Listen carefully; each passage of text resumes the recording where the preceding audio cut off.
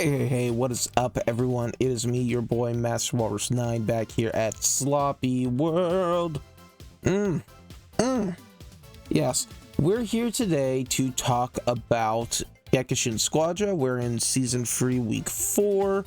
Not a lot to really post for an update, but I like to do the weekly updates just because it's a thing.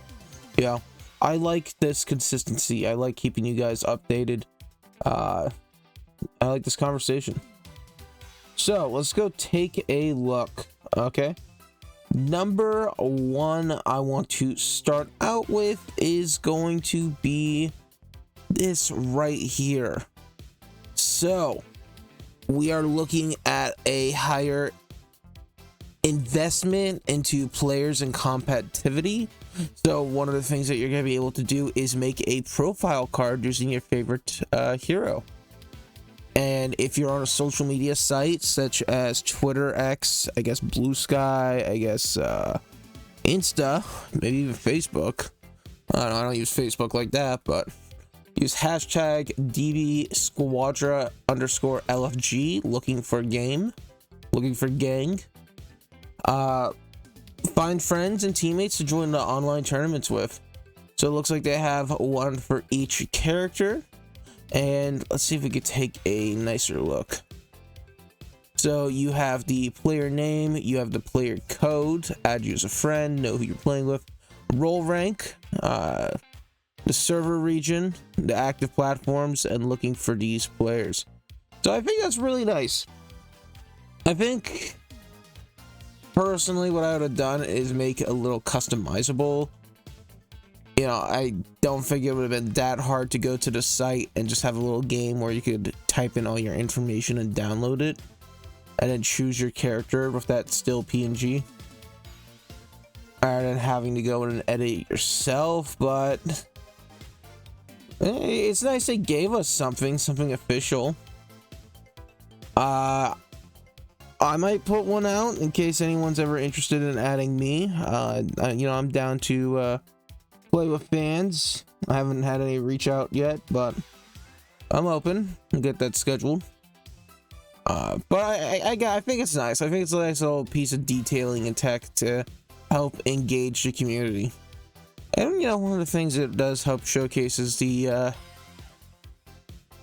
number of characters for each. You know, we're looking at 14 damage, 8 tank, 8 tech. So no, I think it's cool.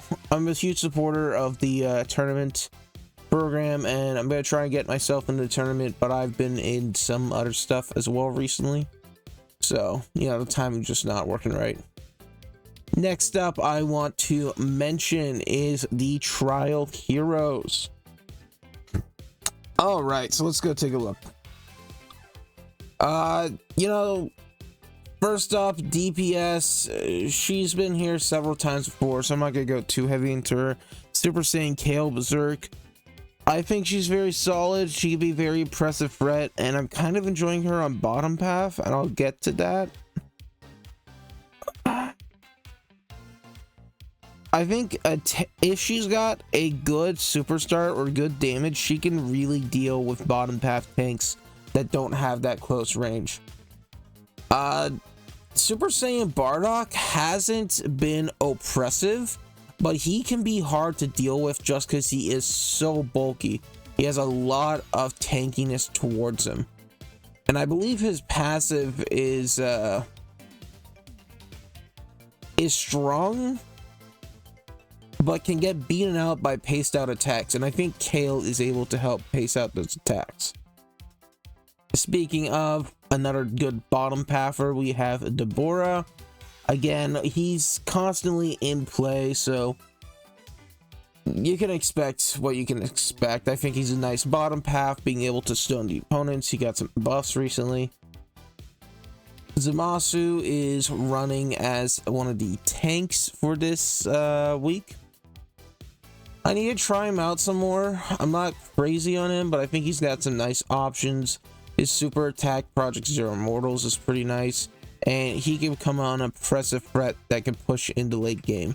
You're not going to be breaking the dragon shell, but you're going to be making those hard pushes onto their point. The other tank is Caulifla.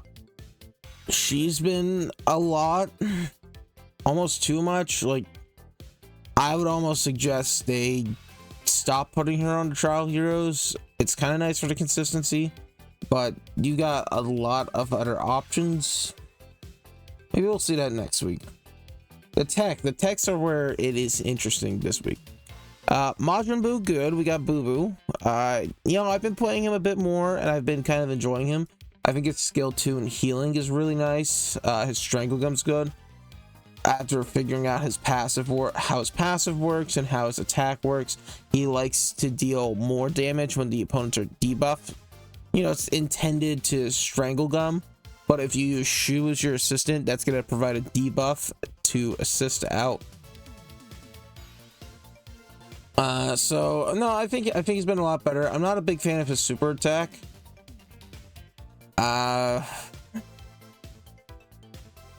It's cool, but it's a way too slow to be used fully effectively, and so I'll use his super attack more as a Gekishin burst. But he's pretty good. He doesn't do a lot of burst damage, but he can get in. And the one that's very interesting this week is Ultimate Gohan. So Ultimate Gohan is a tier 1 character. He was added in season 2 as a tech, and he has been extremely offensive and oppressive. Playmaker who separates his target from the pack, creating advantages for his allies, take down isolated enemies one by one alongside your team. So his burst damage is kind of weak at a 2. His sustained damage is a 1.5. His range is a 2.5. So you're like, oh no, he's kind of weak. He is one of the most oppressive and aggressive figures you will meet, and a nasty Gohan is really nasty to fight against. His strike resistance and energy resistance is at a solid 3. His mobility is around a 3.5, and his support's a 4. His support's a 4 because he's able to control where you are. So his passive is you can't win, stagger and weaken an enemy hero. Apply stacked to an enemy hero on hit when the stacks are maxed out. Becomes a defense break and damage deals stagger them. Physical defense is down, energy defense is down, and they start to run away. Physical attack, that's going to be becoming more powerful the longer you fight. Jack Blast is just kind of a ranged hit and pushes enemies back. Skill 2 Rolling Hammer is arguably his best in a kit, and the one you need to learn the most. He is a higher tech character, higher difficulty tech character, because there's a lot of positioning that can go into him, but you're going to be able to attack and move someone else around. And Power Unleash is going to enhance your abilities of skill 1 and skill 2 and be able to use them again faster. His Mock Break is solid. It can definitely kill if you're off guard when you're solo. So on approach, he doesn't look great, but like the Rolling Hammer and his passive, controlling your positioning, can make it insane. There's been games where I've gone against Gohan and his Rolling Hammer has pushed me back into the enemy's base while I'm trying to run away, and the damage from the God of Destruction kills me. There's been games where he will use the Rolling Hammer to position up a beam strike with Super Saiyan 3 Goku or Super Saiyan 1 Goku. He gets evil. So I think giving this to him, where people are going to be able to try him, which is nice.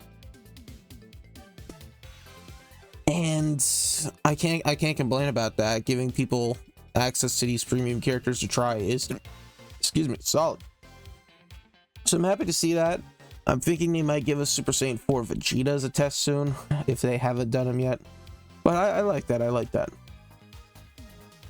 What else is worth mentioning?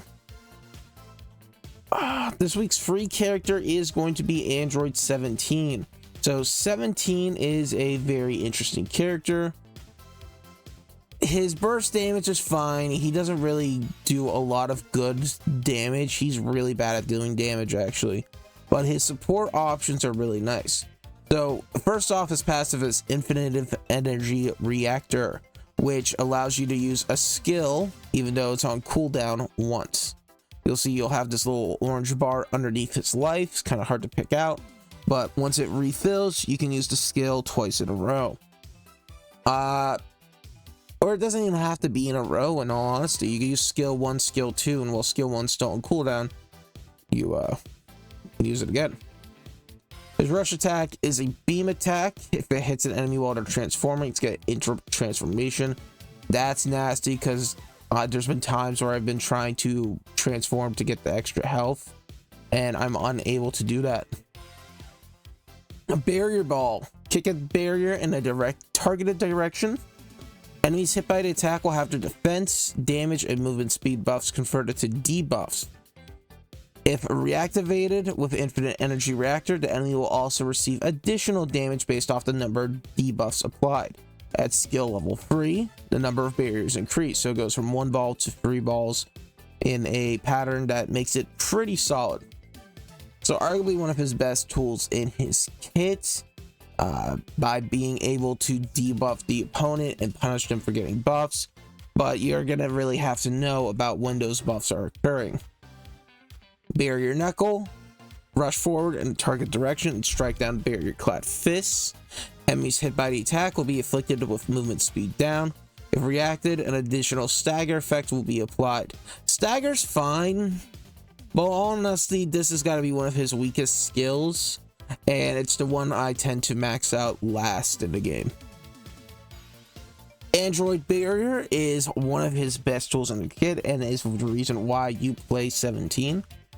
Form a barrier to protect yourself and ally heroes. You and ally heroes will gain extra HP for a limited time. If reactivated with Infinite Energy Reactor, movement speed will also be applied. So this gives just extra survivability, which is really good.